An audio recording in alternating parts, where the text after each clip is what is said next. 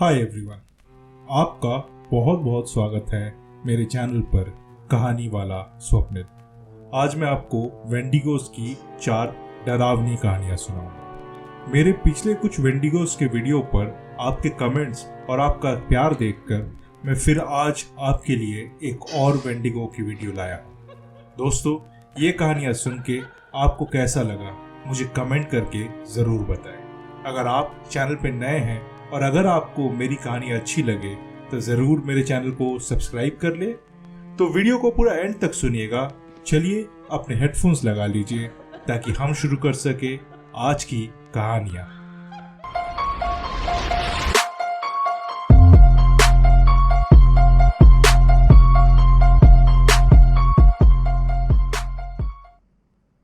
मेरा नाम एशली है और ये कहानी 2008 की है। स्कूल का नया साल था और इस साल जैसे मैं नए साल को लेके बिल्कुल एक्साइटेड नहीं था।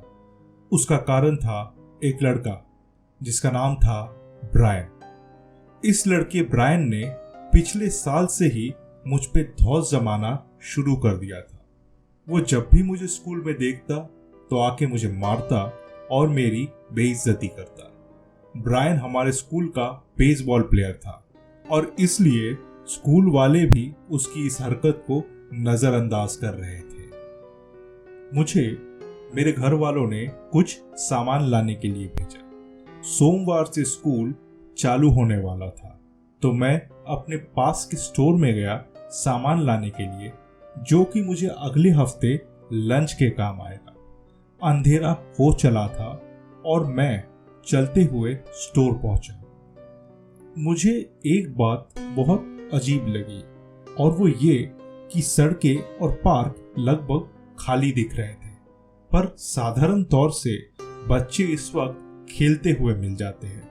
मैंने सोचा जरूर सब बच्चे तैयारी कर रहे होंगे क्योंकि सोमवार से स्कूल का नया साल चालू होने वाला है। मैंने स्टोर से सामान लिया और वापस अपने घर जाने लगा।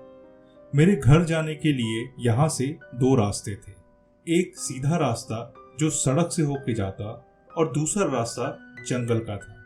ये कोई बहुत घना जंगल नहीं था, मगर हाँ, जंगल जरूर था। और ये जंगल करीब 2 किलोमीटर आगे जाके एक घने जंगल में मिल जाता था। मैं हमेशा सीधी सड़क से जाता और इसका कारण था जंगल वाले रास्ते पे सांप, बिच्छू ये सब मिलते थे और हमारे यहाँ के बदमाश लड़के भी इस जंगल में जाके शराब और सिगरेट भी पिया करते थे। उस दिन पता नहीं मुझे क्या हुआ, मैंने सोचा कि आज मैं जंगल के रास्ते से जाता हूँ। मैं जंगल वाले रास्ते में आधा जा चुका था कि मुझे पीछे से कोई आहट आई। मैं रुक गया और पीछे देखा।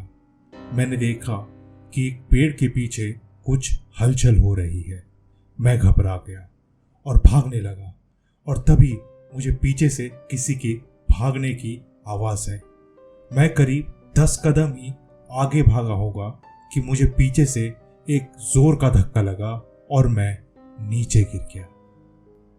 मैंने डरते हुए पीछे देखा और पाया कि यहाँ ब्रायन है और उसने मुझे एक जोर का घूंसा मारा और मेरी नाक से तुरंत खून बहने लगा। उसने मुझे कॉलर पकड़ के जमीन से उठाया और घसीटकर जंगल में और अंदर ले गया। हम करीब 3 मिनट चल के जंगल में बहुत अंदर आ गए थे और ब्रायन ने मुझे एक पेड़ पर धक्का मारा और फिर मुझे एक जोर का थप्पड़ मारा। मैंने ब्रायन से कहा, तुम मुझे क्यों मार रहे हो? आखिर मैंने तुम्हारा क्या बिगाड़ा है? मैंने ये पूरा कहा ही था कि हमें एक आवाज सुनाई दी, जैसे एक जोर की दहाड़ थी।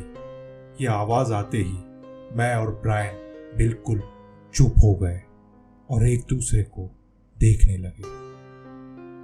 ब्रायन ने डरते हुए मुझे कहा, एशली चल निकलते हैं यहाँ से। हम दोनों तेजी से बाहर की तरफ चलने लगे। मैं जरा आगे था और ब्रायन मेरे पीछे। और तभी अचानक मुझे एक जोर की चीख सुनाई दी। ये चीख ब्रायन की थी। मैंने पीछे मुड़ के देखा तो मेरी सांसें जैसे बिल्कुल रुक गई। मैंने देखा एक 9 फुट लंबा जानवर जो 2 पैरों पे था। इसका सर किसी हिरन जैसा था और इसके सींग भी थे। इसकी आंखें लाल और शरीर ऐसा था जैसे इस जानवर ने सालों से कुछ खाया न हो। इस जानवर ने ब्रायन को अपने मुंह से दबोच लिया था और ब्रायन मुझे देख के भागने के इशारे कर रहा था। मैं रुक गया और मैंने एक बड़ा पत्थर उठाया और उस जानवर को मारा। वो पत्थर लगते ही जानवर जरा सा पीछे हो गया और उसने ब्रायन को छोड़ दिया। ये मौका पाते ही ब्रायन ने अपने जेब से लाइटर निकाला और पास पे पड़े सूखे पत्तों पर मारा, जिससे वो पत्ते जल उठे। आग जलते ही वो जानवर एक जोर की दहाड़ मारता है और वहां से भाग जाता है। मैंने ब्रायन को अपनी तरफ खींचा और उसे सहारा देते हुए हम तेजी से उस जंगल से निकल आए और रोड पे पहुंच गए। हम किसी तरह पहले घर पहुंचे और वहां से एम्बुलेंस और अपने घर वालों को कॉल किया। तुरंत एम्बुलेंस आती है और ब्रायन और मुझे दोनों को हॉस्पिटल में ले जाया गया। मुझे कोई चोट नहीं आई थी, इस वजह से मुझे अगले दिन ही हॉस्पिटल से रिहा कर दिया गया। ब्रायन वहां 14 दिनों तक हॉस्पिटलाइज था और उसकी एक सर्जरी भी हुई। मुझे जब सबने पूछा तो मैंने ठीक उसी तरह बताया जो हमारे साथ हुआ था, पर मेरी बातों पर ना ही पुलिस ना ही मेरे परिवार ने भरोसा किया। ब्रायन हॉस्पिटल से जब अपने घर वापस आया तो मैं उससे मिलने गया और जब मैंने उसे बताया कि मेरी बात पे कोई भरोसा नहीं कर रहा है तो उसने भी कहा कि उसके साथ भी कुछ इसी तरह ही हुआ है और पुलिस ने ये बात एक बेयर अटैक कह के केस को बंद कर दिया है। ब्रायन और मैं अच्छे से जानते थे कि उस रात जिसने हम पे हमला किया वो कोई बेयर नहीं था, मगर वो था क्या? बहरहाल जैसे जैसे समय बीतता गया मैं और ब्रायन अब बेस्ट फ्रेंड्स बन चुके थे। साल 2015 था और हम एक दिन कुछ इंटरनेट पे देख रहे थे और तभी मुझे वेंडिगो की एक तस्वीर दिखाई दी। मैंने तुरंत ब्रायन से कहा कि वो आके देखे। जब हम दोनों ने करीब 2 घंटे लगातार वेंडिगो के बारे में पढ़ा और ढूंढा तो हमें यकीन हो गया कि उस रात हमारा सामना किसी बेयर से नहीं बल्कि एक वेंडिगो से।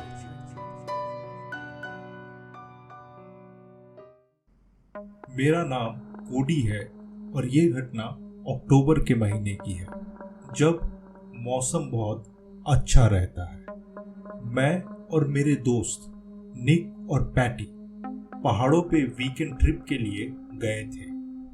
हमने ये ट्रिप कई महीनों से प्लान करके रखी थी और हमारा ये सोचना था कि हम हर मुश्किल का सामना कर लेंगे क्योंकि हमने इतने महीनों से इस ट्रिप को प्लान किया है और आने वाले हर एक खतरे के लिए तैयार है। हमने सोचा था कि हाइकिंग करेंगे और रात को एक अच्छी जगह देख के वहां पे कैंप लगाएंगे। खाने के लिए हमने सोचा था छोटे मोटे जानवरों को ही पकड़ के खाएंगे। रात भर हम गाड़ी चला के अपने कैंपिंग ट्रिप की शुरुआती जगह पर पहुंचे। रात को लगभग 3 बजे। ये एक छोटा सा घर था जो कि एयरबीएनबी पे भाड़े पे मिलता था हम जैसे लोगों को जो कि पहाड़ों पे कैंपिंग के लिए आते हैं। बहरहाल हम सब 4 बजे सोने चले जाते हैं और सिर्फ 4 घंटे सो के 8 बजे उठ जाते हैं। मैं अपने कमरे से बाहर आके देखता हूँ निक और पैटी नाश्ता बना रहे हैं और नहाकर तैयार है। मैंने उनसे कहा, अरे इतने जल्दी उठ गए, क्या बात है? निक बोला, भाई तूने रात भर गाड़ी चलाई है और हम सो रहे थे, तो हमने सोचा क्यों ना हम नाश्ता बना ले और बाकी की तैयारी कर ले ताकि तू थोड़ी देर आराम कर सके। ये सुन के मैंने सोचा कितना खुशनसीब हूं मैं कि इतने अच्छे दोस्त मिले हैं मुझे। मैंने जल्दी से ब्रश किया और हम सब टेबल पे बैठ गए नाश्ते के लिए। नाश्ता करते हुए हमने पूरे दिन का प्लान बनाया और लगभग 9 बजे हम इस केबिन से निकल गए हाइक करने के लिए। हमारे कंधे पर सामान था और हम अब जंगल के अंदर जा रहे थे। धीरे धीरे हम बातें करते हुए आगे बढ़ते रहे इन पहाड़ी जंगलों में। दोपहर में हमने एक नहर से कुछ मछलियों को पकड़ा और उन्हें पका के खाया। फिर करीब 2 घंटे आराम करके हमने फिर से हाइक शुरू कर दी। हम और 3 घंटे चले होंगे कि आसमान में चांद दिखना शुरू हो गया। हमने ये तय किया कि अब अगले 1 घंटे में अंधेरा होने वाला है और हमें कोई अच्छी जगह ढूंढ लेनी चाहिए जहां हम रात को कैंप लगा सके। हमें एक बहुत अच्छी जगह मिल गई जो जंगल के बीच में थी और थोड़ी खुली जगह भी थी। हमने तुरंत वहां पे अपना कैंप सेट कर लिया। कैंप सेटअप करते करते लगभग पूरा अंधेरा हो गया था और जब कैंप पूरी तरह सेट हो चुका था तो मैंने देखा कि निक ने बियर के आइस बॉक्स को खोला और तीनों के लिए एक एक कैन बियर निकाल के बोला, चलो दोस्तों एक एक बियर पियो, तब तक मैं कैंप फायर जला लेता हूँ।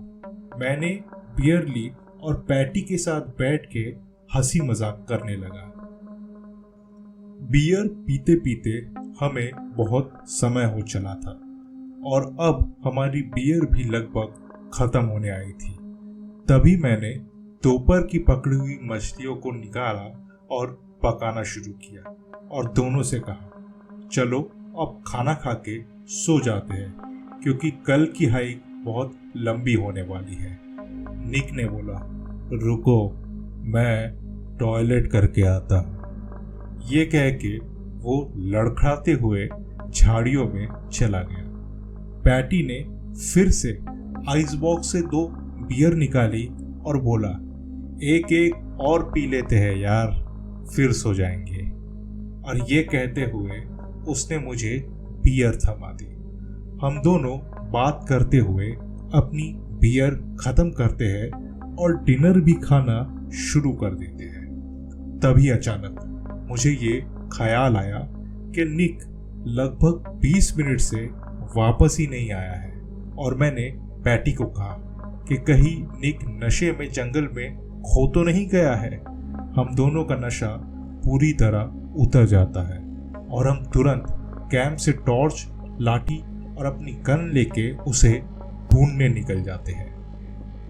हम उसे आवाज देते हुए ढूंढ रहे थे और अब हमें लगभग 1 घंटा हो गया था उसे ढूंढते हुए। मैंने पैटी से कहा, पैटी मुझे लगता है हमें अब वापस कैंप चले जाना चाहिए क्योंकि अगर हम भी खो गए तो फिर निक को ढूंढ पाना नामुमकिन हो जाएगा।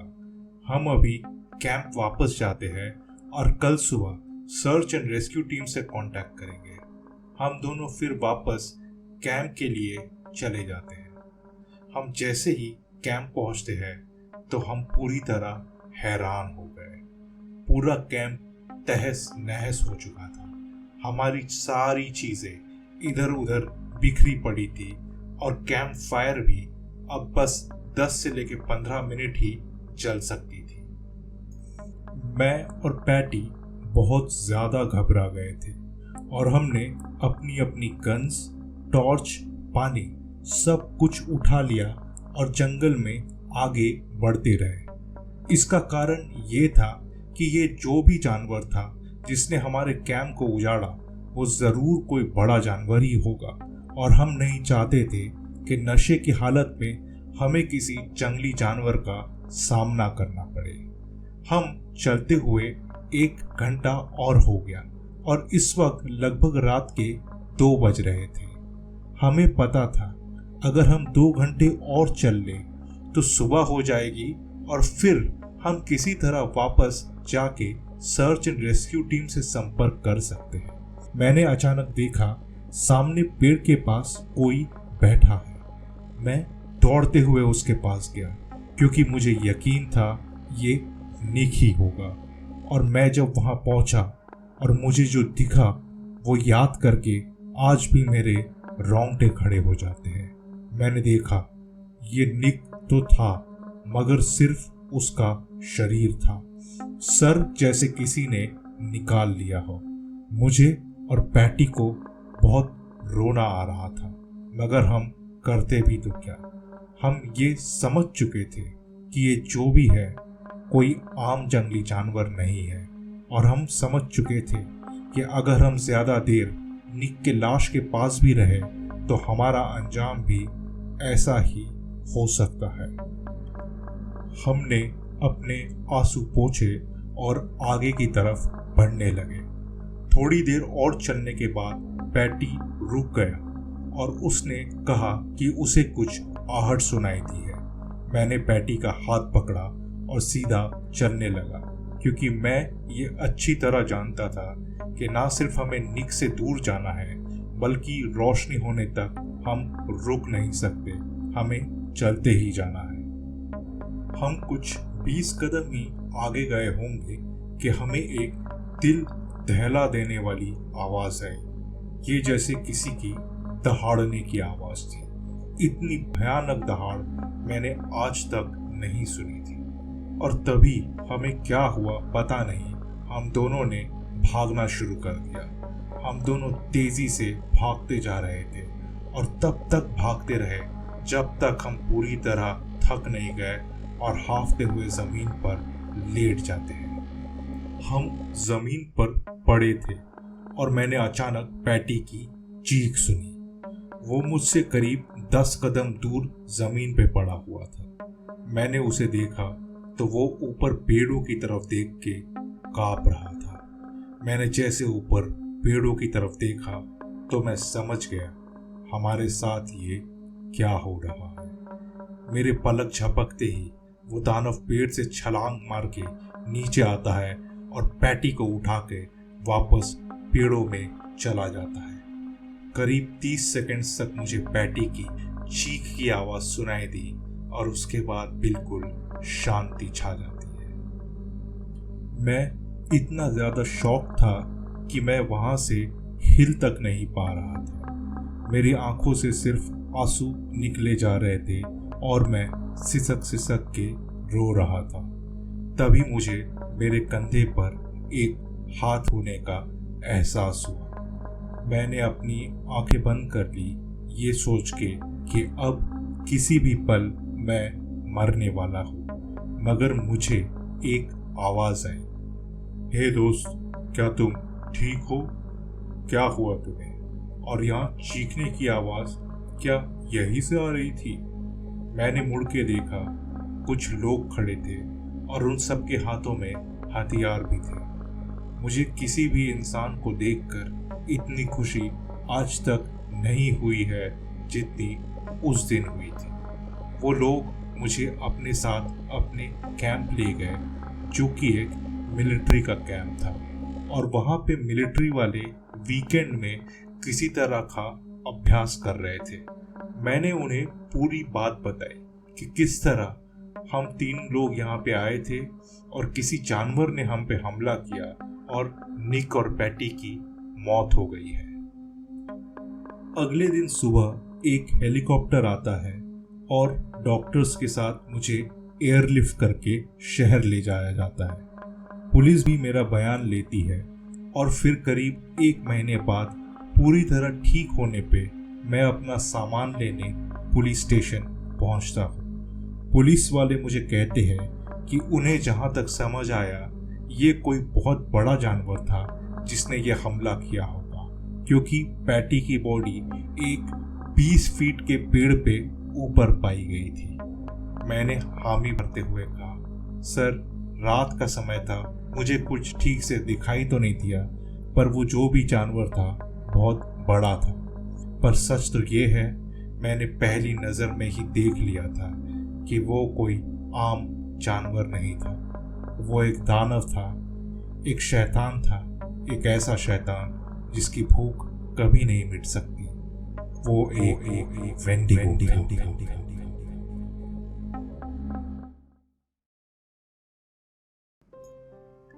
मेरा नाम लुइस है और ये घटना मेरे साथ कुछ दिनों पहले ही हुई है।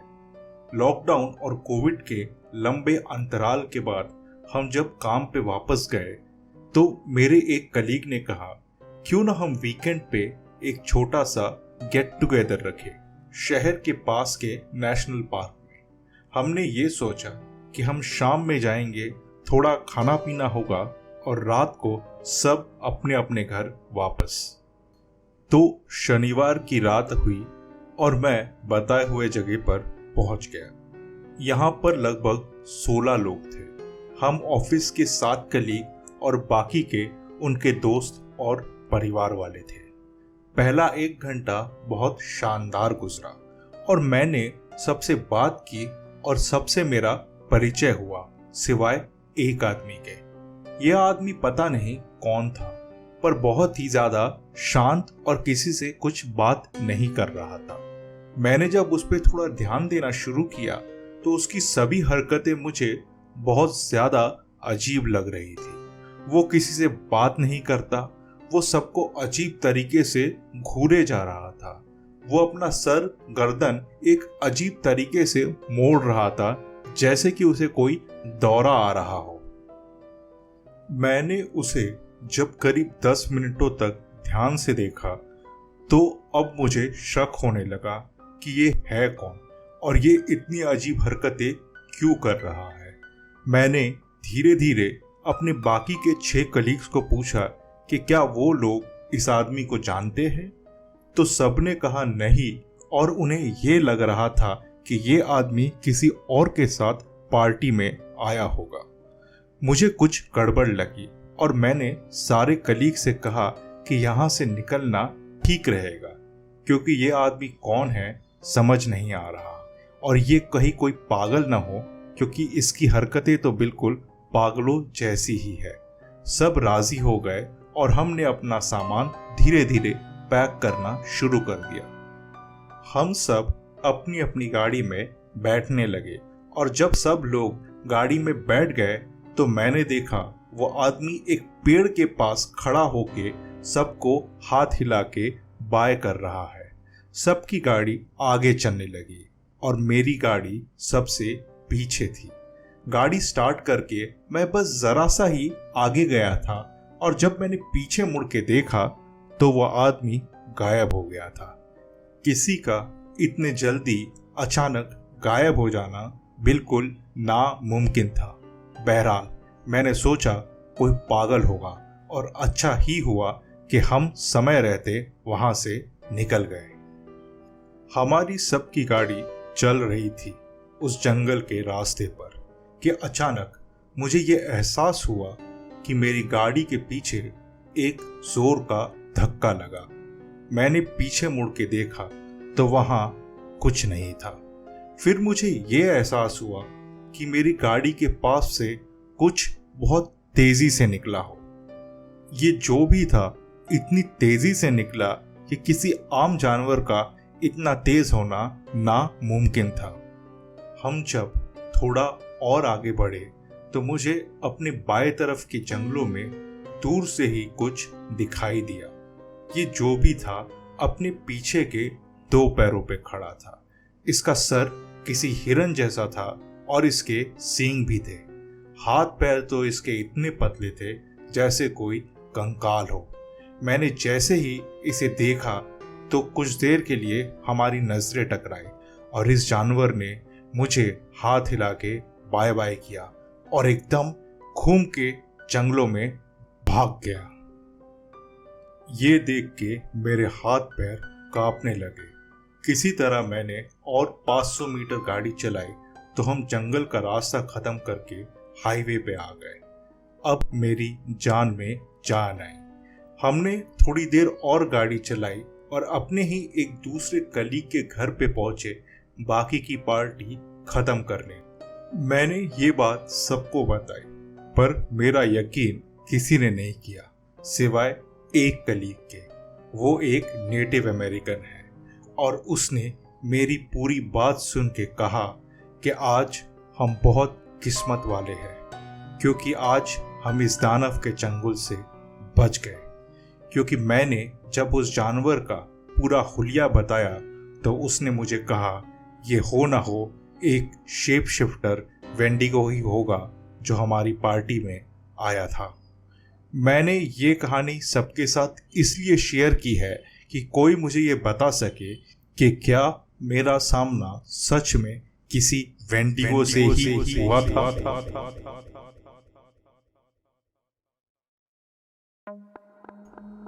मेरे दादा दादी शहर से दूर एक छोटे टाउन के बड़े से जंगल के बीच में रहते थे। वहाँ उनका एक बहुत बड़ा फार्म हाउस है।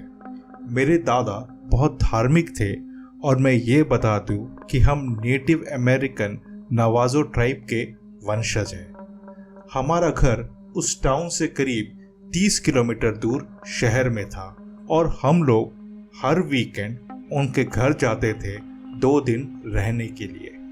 इससे मेरे दादा दादी का भी दिल लग जाता और हमें भी शहर की भीड़ और भाग दौड़ से दूर प्रकृति के बीच में 2 दिन बिताने को मिलते। मुझे याद है मेरे दादा के पास एक छोटी सी गोल्फ कार्ट थी और मैं और मेरा बड़ा भाई जब भी जाते तो उस गोल्फ कार्ट के साथ खेलते और उसे चलाते थे। एक दिन हम लोग गोल्फ कार्ट चला रहे थे और मेरे दादा भी हमारे साथ थे। उस वक्त मैं करीब 10 साल का था और मेरा बड़ा भाई 14 साल का।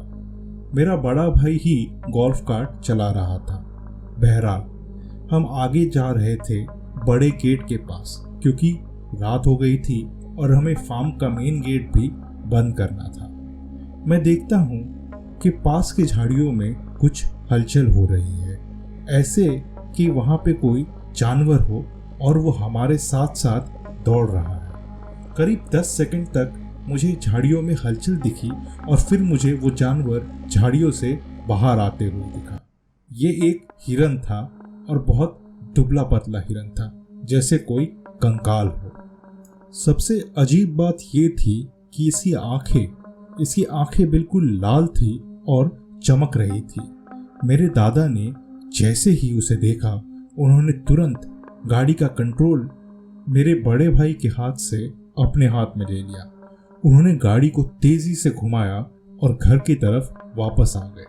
मैंने ये सब देखा और बहुत हैरान हो गया क्योंकि मेरे दादा को इतना ज्यादा डरा हुआ मैंने आज तक नहीं देखा था। मेरे दादा बहुत ही बहादुर इंसान थे जिन्होंने आर्मी में अपना पूरा जीवन बिताया था। हम जैसे ही घर में आए मेरे दादा हम दोनों को खींचते हुए अंदर ले गए और उन्होंने घर के हर दरवाजे हर खिड़की को पूरी तरह बंद कर दिया और घर के सारे पर्दे भी लगा दिए। मेरे दादा की इस हरकत को देखकर माँ और मेरी दादी भी घबरा गई और हमें सबसे ऊपर के फ्लोर के कमरे में ले गई। मुझे समझ तो नहीं आया मगर इतना मैं ज़रूर समझ गया था कि मेरी माँ और दादी समझ गई है कि क्या हो रहा है बिना मेरे दादा के कुछ बताए हुए। रात और भी गहरी हो गई और हम खाना खाकर आखिरकार सोने चले गए। मैंने ये देखा कि मेरे दादा दादी और माँ सब बहुत ही ज़्यादा सतर्क और घबराए हुए लग रहे थे। रात के लगभग 3 बज रहे होंगे कि मैंने एक जोर की गोली चलने की आवाज़ सुनी। जब हमने नीचे देखा तो हमें वहाँ पे आसपास के फार्म्स के कुछ लोग दिखाई दिए और उन सब के हाथों में बड़ी बड़ी बंदूकें थी। मेरी माँ ऊपर आती है और हमें सुला देती है। अगले दिन सुबह जब हम उठे तो देखा अभी भी सब लोग हमारे घर में ही है और नीचे बैठ के नाश्ता कर रहे हैं। हमने जब उन्हें बात करते हुए सुना तो हमें पता चला कि ये जानवर जिसने आसपास के इलाके में पिछले 2 साल से दहशत फैला रखी है, एक वेंडिगो है। और ये वैसे तो फार्म्स के जानवर जैसे गाय, बकरी या घोड़े का शिकार करता है, मगर पिछले 1 महीने में इसने 2 इंसानों को भी मार दिया है और ये बहुत ही चिंता का विषय बन चुका है।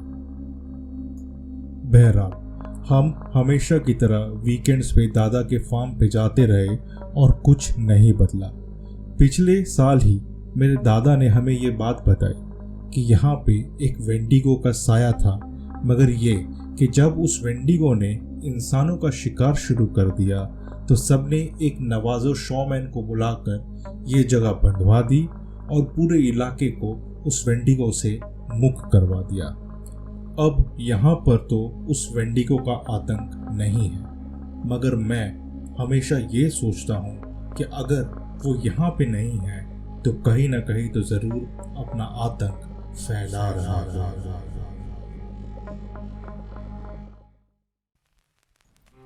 तो दोस्तों, आपको कैसी लगी वेंडिगो की ये नई कहानियाँ? मुझे कमेंट करके ज़रूर बताएं कि आपकी सबसे पसंदीदा कहानी कौन सी थी।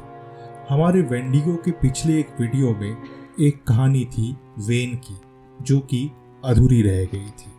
उसका अगला भाग मैं वेंडिगो की अगली वीडियो में लाऊंगा और तब हमें ये सस्पेंस पता चलेगा कि वेन के साथ क्या हुआ। क्या उसे अपनी ज़मीन मिली या फिर उसे अपनी ज़मीन से हाथ धोना पड़ा?